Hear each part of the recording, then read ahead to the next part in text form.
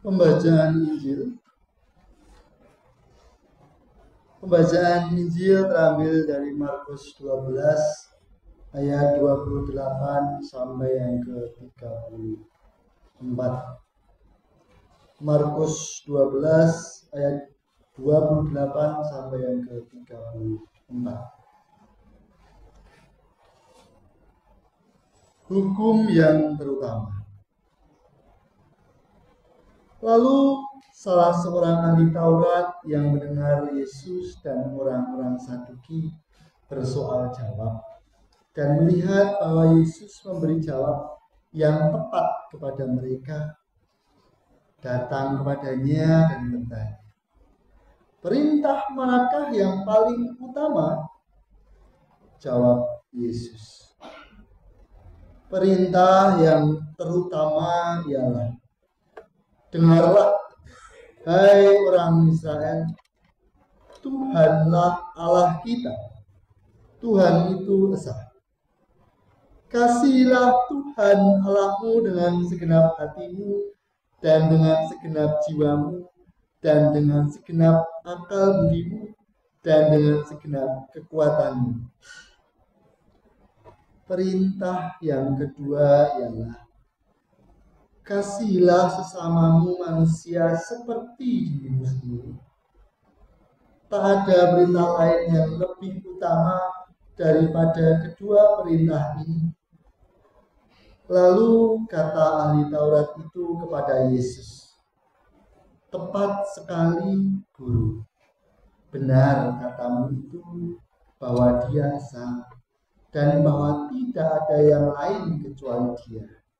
Memang mengasihi Dia dengan segenap hati dan dengan segenap pengertian dan dengan segenap kekuatan, juga mengasihi sesama manusia seperti diri sendiri, jauh lebih utama daripada semua kurban bakaran dan kurban lain." Melihat bahwa orang itu menjawab dengan bijaksana, Yesus berkata kepadanya, "Engkau tidak jauh dari kerajaan Allah." Lalu tidak seorang pun berani lagi menanyakan sesuatu kepadanya. Yang berbahagia ialah mereka yang mendengarkan firman Tuhan dan yang memeliharanya. Haleluya.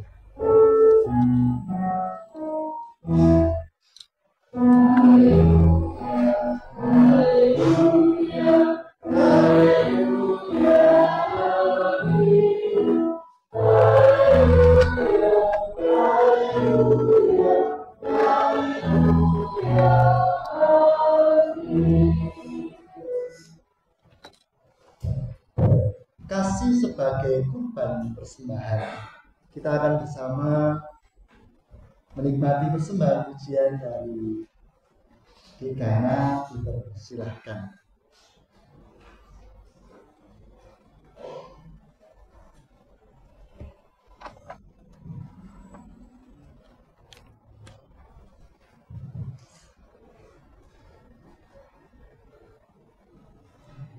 Shalom. Saya menyanyikan sebuah lagu yang berjudul Walau Tak Terlihat. Selamat mendengarkan ya.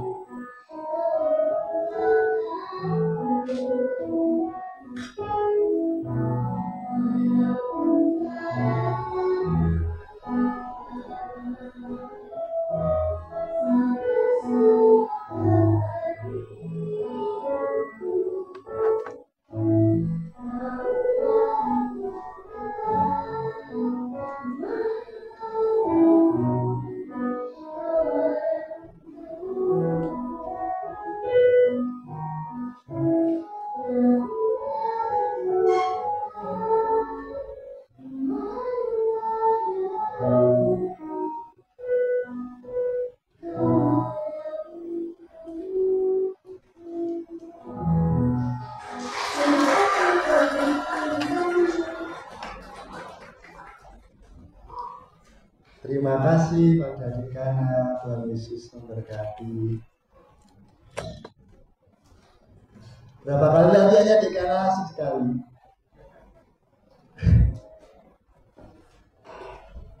Lima. Wah. Ibu bapak dan saudara-saudara, selamat malam. Selamat malam. Kok semangat sekali tadi mak apa ini? Wah, sate.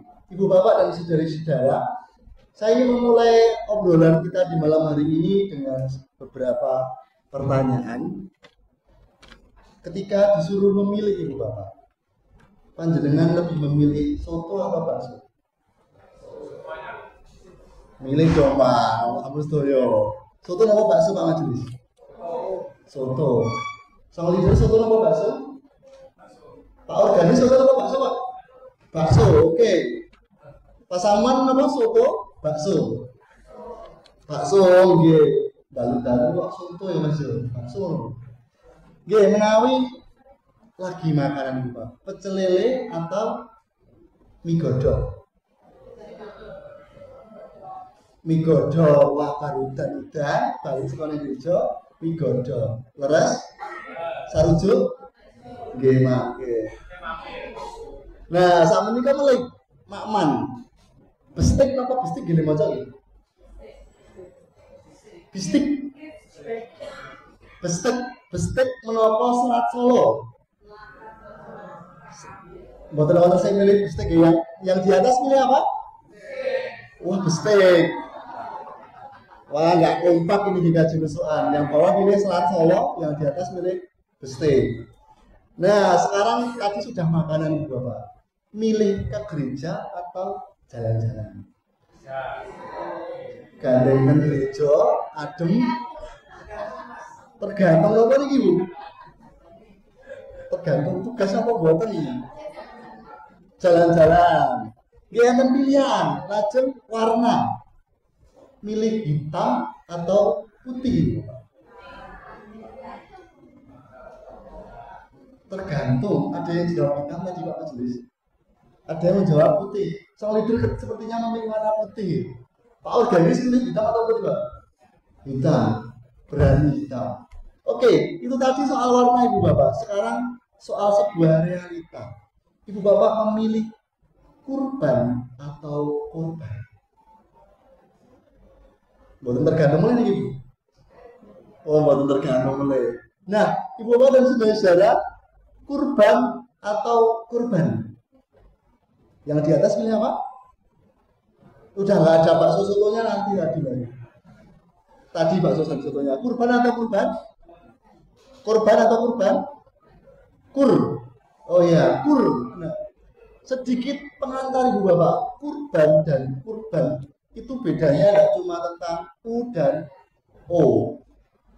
Kurban ini berbicara tentang persembahan yang kaitannya adalah untuk Tuhan. Bahasa mudanya adalah bentuk cinta kita terhadap Tuhan. Kalau korban langsung korban perasaan lah. Wonten apa to Pak Majelis? Tadi dados pradatan nusukan kok korban perasaan niku pripun?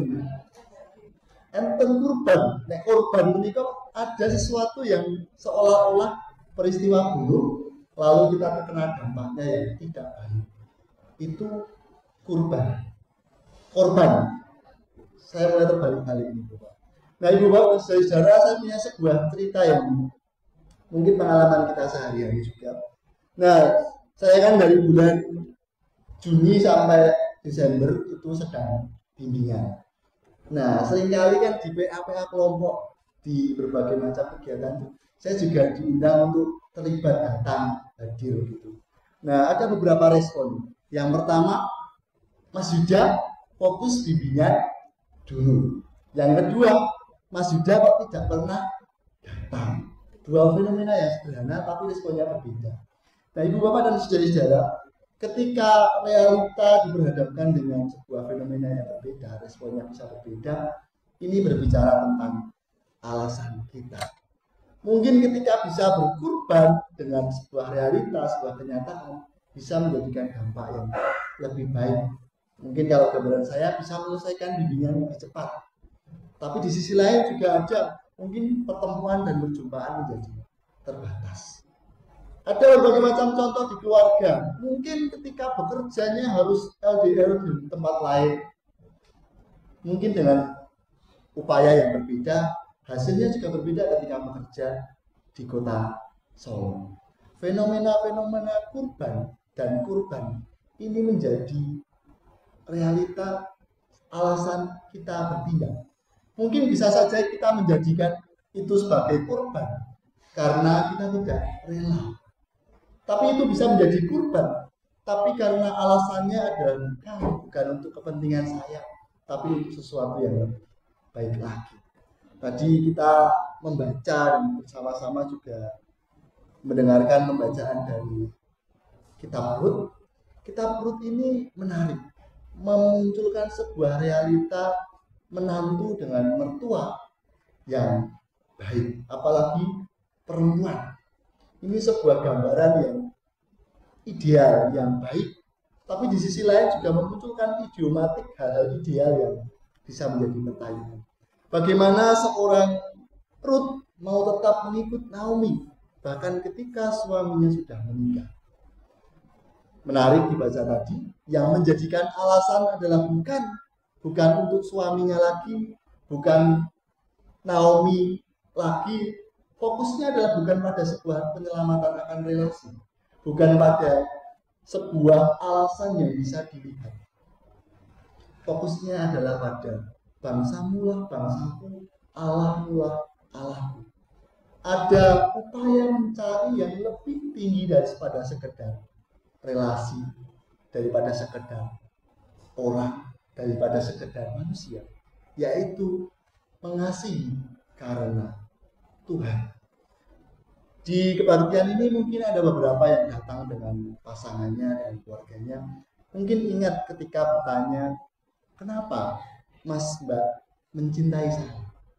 Mungkin ketika itu ditemukan jawabannya, bisa saja itu bukan cinta, karena ada alasannya. Saya mencintai kamu karena kamu cantik. Cantik bisa tidak cantik lagi. Saya mencintai kamu karena cinta-cinta yang karena ini akan bisa saja berhenti. Tetapi belajar dari Rut mencintai ibu mertuanya karena Allah, karena Tuhan. Mungkin bisa saja alasan cinta ini berubah, tapi ketika menghayati bahwa siapapun yang terjadi dalam realita kehidupan kita, relasi kita, pasangan kita, orang-orang di sekitar kita, guru kita, itu adalah pemberian Tuhan. Mungkin pemaknaannya juga akan berbeda. Karena kita mensyukuri bahwa, oh iya, menika peparingipun Gusti. Jadi ketika Tuhan sudah memberikan, berarti inilah pemberian yang terbaik. Kasih sebagai kurban persembahan. Ibu bapak dan saudara-saudara, saya sedang senang jalan-jalan.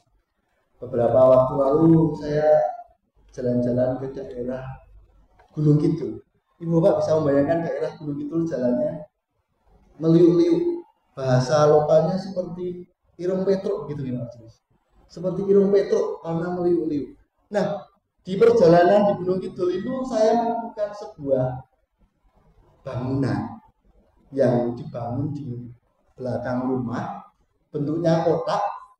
Terus ketika musim hujan itu digunakan untuk menampung air hujan. Mungkin bahasa budayanya adalah tandon. Kalau di Nusa saya tidak tahu bahasanya, tapi itu bukan yang tulisannya penguin begitu, bukan.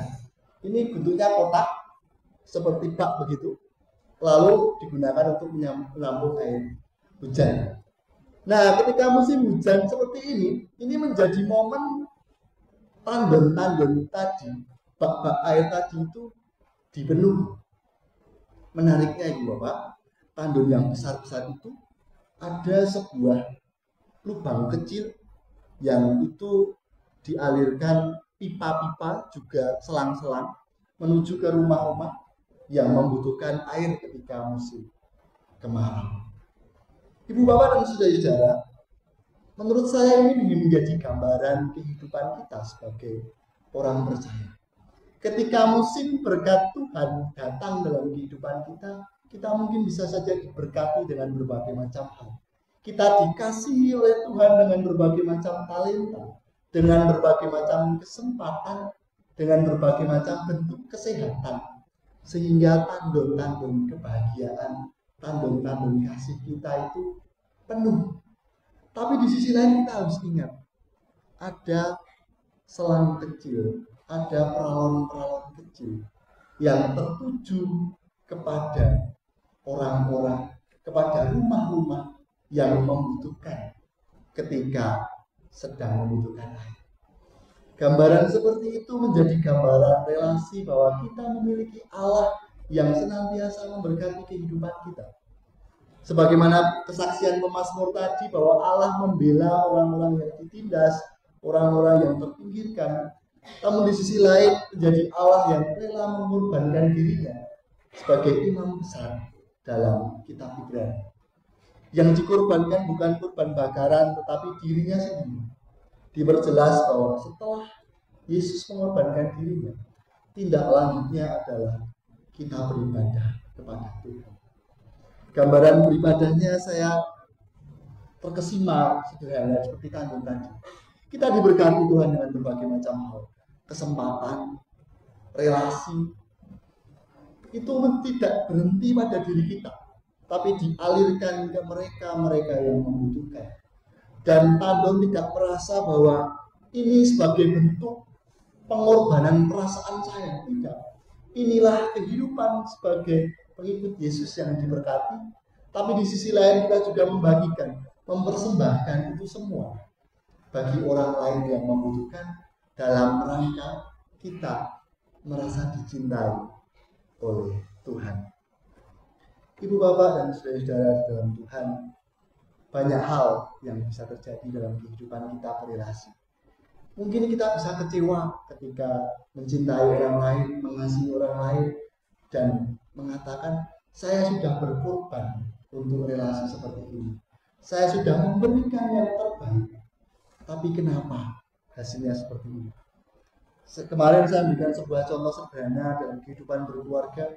Ada yang namanya famipulation, di mana kata-katanya seperti ini. Ibu ki wis sikil dinggo sirah dinggo sikil terus ngopo kok kowe wani karo wong tuwa. Persoalannya karena perbedaan prinsip. Tapi itu dimanipulasi sedemikian rupa seolah-olah anak merasa bersalah bahwa orang tua sudah berkorban sedemikian rupa, lalu rasa bersalahnya anak karena tidak berbakti itu kesalahpahaman.